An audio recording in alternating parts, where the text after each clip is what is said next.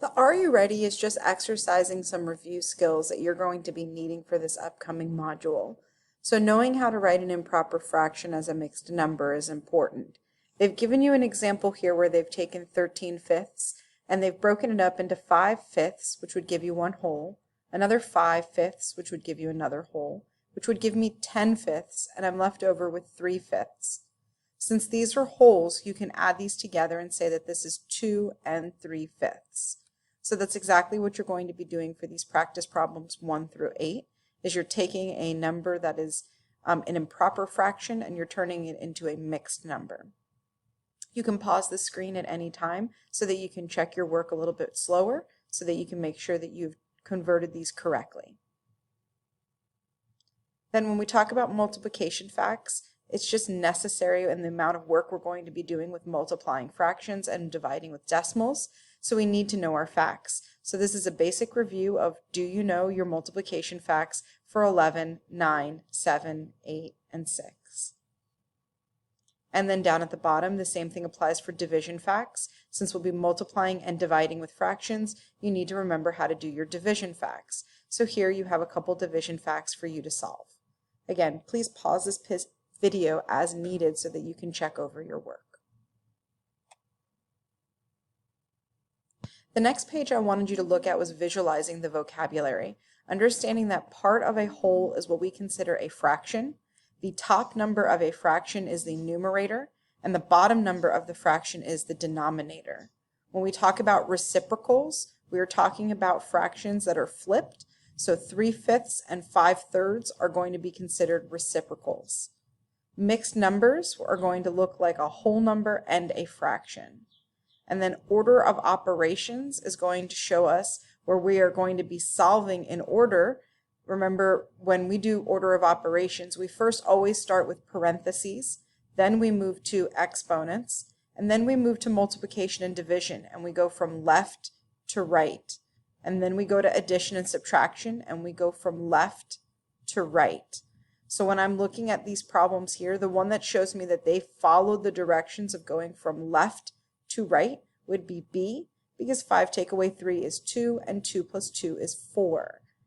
This would not be accurate if I did 5 take away 3 is 2, and 2 plus 2 is not 6. They did the opposite order of adding 3 plus 2 is 5, and still, even if they added 3 plus 2 is 5 and then took away 5, it would not give them 6.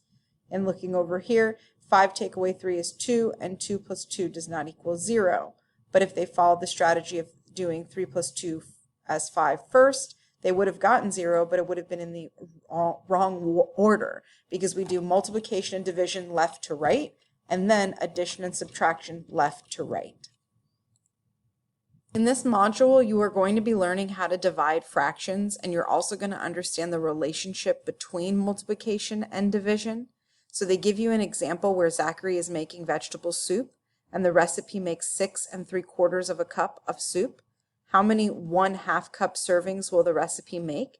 In order to do a division problem similar to that, the first thing I'm going to need to do is make those numbers into improper fractions.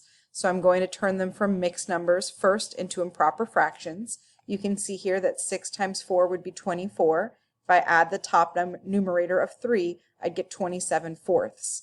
If I do the same over here and I do 1 times 2, and then I add it to the numerator up the top, I'm going to get 3 seconds, or 3/2. And then once I have that, then when I divide, I'm actually going to flip my second fraction to make it the reciprocal, and I'm going to make it from 3 halves to 2/3. And then I'm just going to divide like I normally divide, dividing across, and then I'm going to get my answer as I reduce it down to 9 seconds, or 4 1/2. So this recipe will make 4 1/2 servings.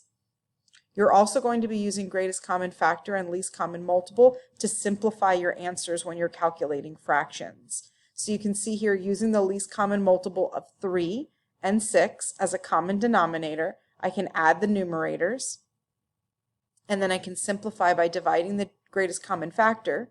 The greatest common factor of 3 and 6 is 3, so now I can write the answer in its simplest form. So those are some of the skills we'll be learning in this particular unit. So today in applying greatest common factor and least common multiple to fractions and operations, you're given multiple examples that I do want you to read through carefully and look at all of the blue writing that gives you the steps and the explanation of how they are solving it. And then you're going to multiply your fractions and you're going to write each product in its simplest form. That's where the greatest common factor and least common multiple comes in. You're even going to practice multiplying fractions and whole numbers. Remember, you can pause the screen at any time to make sure that your work is accurate, checking this like an answer key.